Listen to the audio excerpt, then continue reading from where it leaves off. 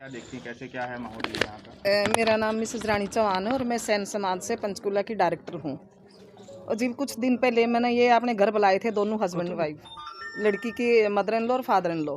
तो मैंने इनसे रिक्वेस्ट की थी हाथ जोड़कर कि भई आप ना समझौता कर लो और उस बिटिया को यहाँ पर ले आओ, और बहुत अच्छी बेटी है, सुशील बेटी है, आगे से अगर कोई होएगा तो हम खुद जिम्मेवार लेंगे।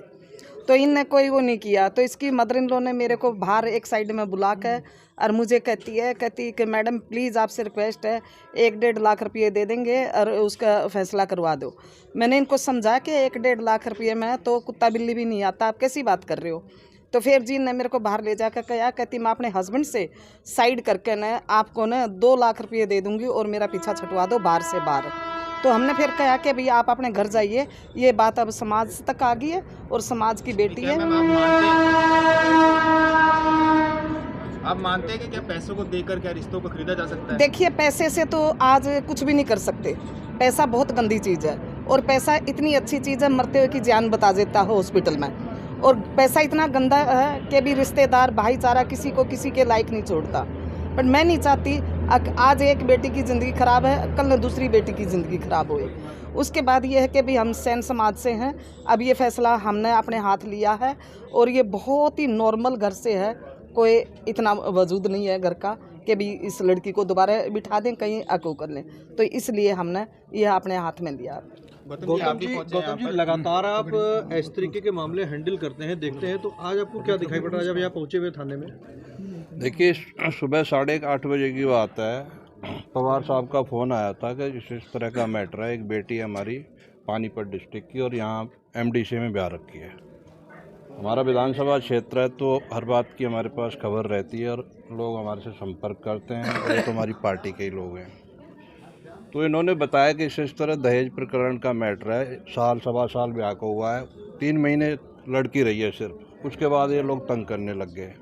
मैंने पूछा किस तरह का मैटर है, तो ये लोग दहेज के लोभी बदतमीज टाइप के लोग हैं जो जिनके यहाँ ब्याह दी है लड़की एक गरीब घर की है, फादर लड़की का है नहीं। तो लड़की फिर भी चाह रही थी कि किसी भी न किसी तरह से मैं इस घर में बस जाऊं, लेकिन ये दहेज लोभी लोग जो हैं कभी गाड़ी की डिमांड करते हैं, कभी LCD की, जो कि बहन ने बताया आपके सामने। तो ये बिल्कुल ही गलत है। और यहाँ थाने में भी देखा, SHO साहब से भी इसने बदतमीजी की है, इस परिवार ने मीडिया के लोगों से भी बदतमीजी की है। तो मेरे हिसाब से ये गलत है। गौतम जी अब इसके ऊपर कोई कड़ी जिस तरह लगाता है, जिस तरह देखा अभी मैम ने भी बताया कि हाँ जो ऐसे और भी लड़कियां हैं उनके साथ ऐसा गलत ना हो और समाज में जो है गंदगी फैली हो उसको दूर किया जाए, तो आप चाहेंगे कि इस पर कड़ी कार्रवाई की जाए, क्योंकि ऐसे लगातार जो शिकायतें और जो है ऐसे मामले नजर आते हैं? सर देखिए हमने सुबह ही तय कर लिया था कि अगर हमारी बेटी वहाँ बस जाती है तो कोई बात नहीं तो हम इसकी कंप्लेंट महिला थाने में करेंगे इन लोगों की, क्योंकि दहेज बहुत पहली बात है, लेकिन अभी भी लोग सुधर नहीं रहे हैं। दहेज के जो लालची लोग हैं किसी न किसी तरह से बहन बेटी को जला के भी मार रहे हैं अगर उनकी वो पूरी नहीं होती है तो ये तो बेचारी गरीब परिवार है, पानीपत से यहाँ आके रहा, बेटी का फादर नहीं है, उसके बावजूद वो चले मेरी समाज की, मेरे माँ बाप की इज्जत रहे। लेकिन जो लड़के वाले हैं जो हमारे MDC में ही रहते हैं, ये बहुत ही लालची टाइप के लोग हैं, तो इनका सही इलाज हो जाएगा, कोई बात नहीं। ठीक है, थैंक यू। सर आपके क्या देखा आज आपने सुबह से? आप उसी सोसाइटी के आसपास ही वहीं रहते हैं, सामाजिक कार्यकर्ता? सर मैं सैन सभा पंचकुला का प्रेसिडेंट हूँ और सामाजिक होने के नाते हमारे पास ये पानीपत से दिव्या लड़की अपने भाई और भाभी के साथ और हमारे सभा के अन्य साथियों के साथ हमारे घर पर पंचकुला सेक्टर 20 में ये आए। इन्होंने अपनी प्रॉब्लम बताई। इनको बिल्कुल नाजायज़ तरीके से परेशान किया जा रहा था और सामाजिक बुराई समाज में ना फैले, मैंने इनसे फ़ोन लिया, मिस्टर नरेश संदूरिया जी से बात की कि भी आपकी बेटी है, आपकी बहू है और नवंबर के अंदर इनकी जो शादी हुई थी, आप इसको अपने घर में रखें। अभी आज जो आपने देखा उसकी क्या लगता है, परिवार क्या स्थिति क्या नजर आती है? आज हम सुबह ये जब हमारे पास आए, हम इनके घर गए तो इन्होंने पुलिस को इन्फॉर्मेशन किया 112 पे, फिर वो महिला दुर्गा शक्ति भी आई, हमारे सान समाज के लोग सभी नीचे खड़े रहे बाहर गेट के ऊपर और परिवार के लोग मदर और ब्रदर वगैरह इनके चाचा ये ऊपर गए। और बड़ी मुश्किल से इन्होंने मीडिया के सामने और पुलिस के सामने गेट वहाँ खोला और फिर पुलिस इनको यहाँ लेकर के आई थाने के अंदर। जब काउंसलिंग कर रहे थे SHO साहब, बहुत शरीफ और इन सब के साथ जो है ना न्याय करने वाले आदमी हैं, तो इन्होंने बदतमीजी की, लड़की के ऊपर भी हाथ उठाया और थाने के अंदर ही थानेदार साहब के ऊपर और मीडिया के कैमरा भी इन्होंने छीनने की कोशिश छीना। हमारे समाज का तो ये था कि भी चलो इनसे बैठ के रहे, आपस में हम दोनों तरफ की पार्टियों, इनका घर बच जाए, इनको आपस में वो करें। लेकिन कहीं नहीं, इन्होंने 1-1.5 लाख रुपया मेरे को खुद बोला था मिस्टर संदूरिया ने और इनकी वाइफ है सविता संदूरिया ने कि 1-1.5 लाख रुपया हम इनको दे देंगे, इससे ज़्यादा कुछ नहीं है, इनका कुछ नहीं, ये बिल्कुल घटिया लोग हैं और इन्होंने कुछ नहीं पता शहर के बारे में। तो हमें बड़ा वो हो रहा था, बार बार हमने इनसे कहा था कि भाई आप समाज के लोग, हम समाज की तरफ से आपसे रिक्वेस्ट करते हैं, प्रार्थना करते हैं, हमारी बेटी है, आपकी बेटी है, इसको सॉर्ट आउट करें। तो इन्होंने यहाँ नहीं समझा, लेकिन ये पुलिस स्टेशन के अंदर आकर के हद कर दी, एक थानेदार के ऊपर, एक इलाका इंचार्ज के ऊपर और एक मीडिया जो एक चौथा स्तंभ है उनके साथ बदतमीजी की इन लोगों ने। तो मैं नहीं समझता कि भाई ये लोग इस बेटी का घर बसाएं, तो इसके ऊपर तो एक्शन तो 100% होना चाहिए। समाज इनके साथ है, बच्ची के साथ है। ठीक। नाम बताइए जी आपका पहले। सर मेरा नाम दिव्या है। क्या मामला हुआ आज आपका, मतलब पानीपत से आप यहाँ पे हैं, क्या बात थी? सर मेरे को 9 महीने से घर से निकाला हुआ इन्होंने मारपीट करके, तो उसके बाद मेरे से कभी बात नहीं करी। मैंने हाथ पैर भी पकड़े, जोड़े भी, फ़ोन करके एक आधी बार मेरी सास को, मेरे हस्बैंड ने तो बात ही नहीं की, उसकी मम्मी के कहने से वो बात करता है। उसके बाद मैंने बोला कि मम्मी मेरे से अगर लगता है कोई गलती मेरे से हुई है, मैं माफ़ी मांगती हूँ और मुझे इनको भेज दो घर लेके आ जाए मेरे को। ये आए नहीं, बोले मैं कंफर्ट नहीं हूँ तेरे साथ, अब मैं तेरे साथ नहीं रह सकता। मैंने कहा 6 महीने हुए, मैंने कुछ गलती की है आपके घर से, कभी बाहर गई हूँ या मैंने कुछ गलत बोला किसी को तो आप मुझे बताइए। तो सर ये थोड़ी छोटी छोटी बातें दहेज के लिए क्या बोलना। नाम क्या आपके हस्बैंड का? ललित सिंधुरिया। और ससुर का क्या नाम है? नरेश सिंधुरिया। तो यहाँ पंचकुला में कहाँ रहते थे आप लोग? Sector 5 JH9 house number 24। तो इसकी पहले भी शिकायत कोई दर्ज कराई थी आप लोगों ने? सर मैं पहले आई थी 4 महीने पहले, तो इन्होंने गेट नहीं खोला था, मैं इसी पुलिस स्टेशन में आई थी, तो रात को ये लोग नहीं आए। मैं यहाँ पे वेट करके, सर ने भी बोला मैं पानीपत से हूँ तो मैं यहाँ कैसे रहती, तो मैंने अपने पानीपत जाके कंप्लेंट डाली। रात को ही मैं मेरे परिवार के साथ पानीपत गई, इन्होंने 3 काउंसलिंग हुई। उसके बाद इन्होंने बोला कि हम नहीं लेके जाते, हम कंफर्ट नहीं है, और जैसे हम चाहते थे तुमने ऐसे शादियाँ नहीं करी, जो हमने मांगा था वो नहीं दिया। फिर मैंने कहा, मेरे परिवार वालों ने बताया कि कोई गलती है, कोई जो चाहिए और वो बता दीजिए। क्या कुछ डिमांड की गई आज तक आपसे? LED की, गाड़ी की, डबल डोर का फ्रिज इन्होंने मेरे से बोला था। ऊपर से बोला कि भाई जो भी तेरे घर से वो पैसे लेके आ, इसका हमने बिजनेस स्टार्ट करना, कंपनी खोलने के लिए बोला था। ये प्राइवेट जॉब करते हैं मेरे हस्बैंड। तो मैंने कहा अभी मेरे घर वालों की इतनी हैसियत नहीं है, तुम्हारे मुताबिक मेरे भाई ने चंडीगढ़ शादी की है, जो मांगा चांदी के रुपये और कंबलों से इन्होंने मिलनी कराई, दादी से लेके देवर तक का मेरे भाई ने गोल्ड दिया और घर के मैट से लेके हर चीज़ इनको दी। पर इनको हर बार यही रहता था कि ये नशे करता है मेरे घर वाला। उसके बाद भी यही रहता था कि भाई नहीं, हमारा नहीं पूरा पड़ रहा। ये मेरे को जहाँ पे भी क्लबों में लेके जाना साथ में, तू गाँव की है, नॉनवेज बना, ऐसे टॉर्चरबाजी चलती रहती थी। मैं फिर भी सहती रही। क्लब में जाने से आप इंटरेस्टेड थे? आप थे इंटरेस्टेड या आपकी बिना मर्जी नहीं, जाते थे? जैसे लेके जाते थे मैं इनके साथ ऐसे जाती थी। मुझे नहीं पता था, मैंने कभी कोई क्लब नहीं देखा। मैं एक गाँव से हूँ, पानीपत से।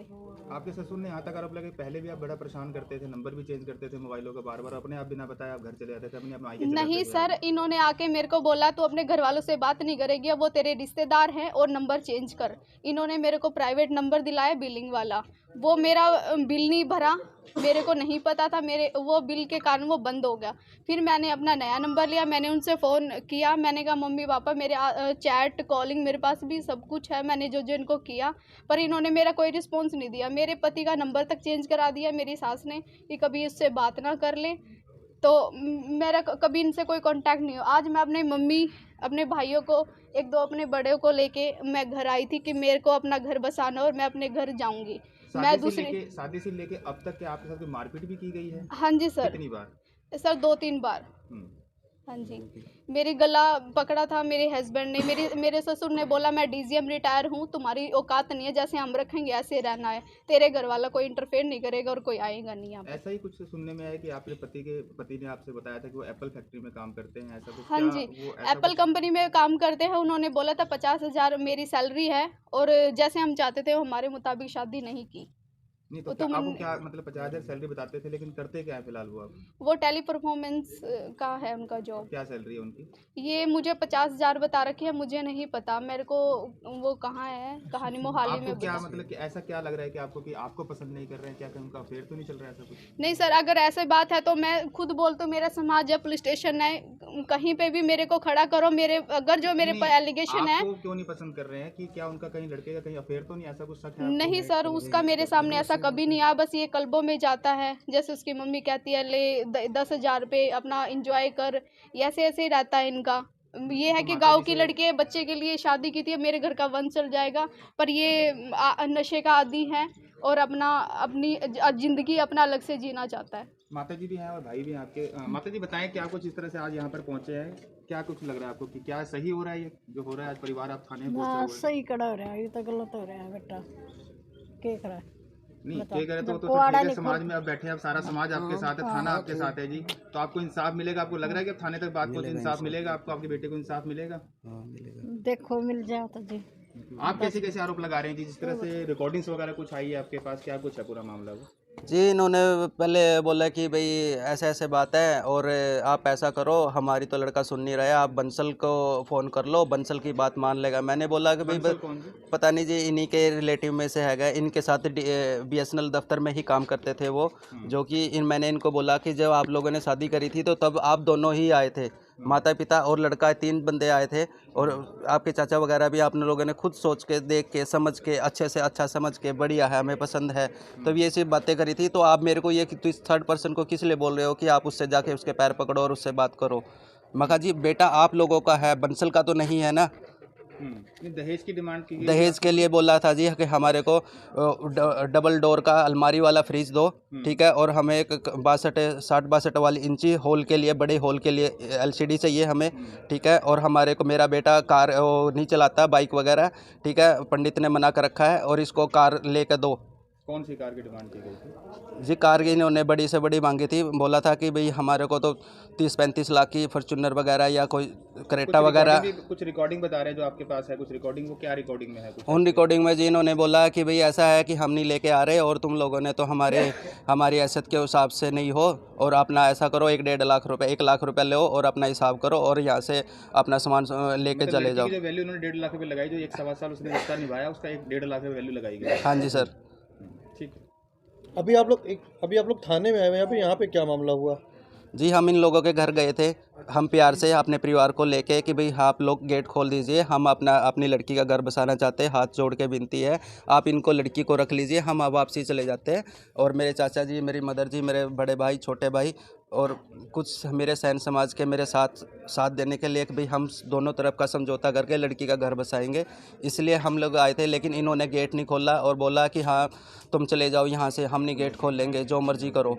आप लोगों ने आज तक पहले भी कंप्लेंट की है? हाँ जी, हमने पहले भी, अब इससे 4 महीने पहले भी हम यहाँ पे आए थे, जो कि इनके घर पे दरवाजे के पास खड़े हुए। हम 5 बजे आ गए थे इनकी सोसाइटी में, इन्होंने बोला कि हम नहीं मिल रहे और आप जो मर्जी कर लो, जो मर्जी जाओ, ठीक है। सुनने में आया यहाँ पर कोई पुलिस के साथ हाथापाई भी की गई है उनके परिवार के द्वारा, कुछ आपको देखा आपने ऐसा कुछ? हाँ जी, उनके मदर ने SHO साहब के कॉलर भी पकड़ा और वर्दी पे भी हाथ मारा, और लड़का भी SHO साहब के साथ हाथापाई करने के उसमें आ रहा है, तो कौन होता है मेरी मदर को या मेरे ऊपर बोलने वाला। और मेरी मदर की तरफ भी उन्होंने, लड़के ने हाथ उठाने की कोशिश करी और मदर ने भी उनकी। तो इसकी शिकायत दी गई है आपकी तरफ से? हाँ जी, आज हमने यहाँ पे शिकायत दी है मनसा देवी थाने में, ठीक है जी। अब आगे देखो जी कानून कार्रवाई कैसे चलती है और क्या हमें इंसाफ मिलेगा। हम चाहते हैं कि हमारे को इंसाफ मिले और मेरी सिस्टर का घर बसना चाहिए।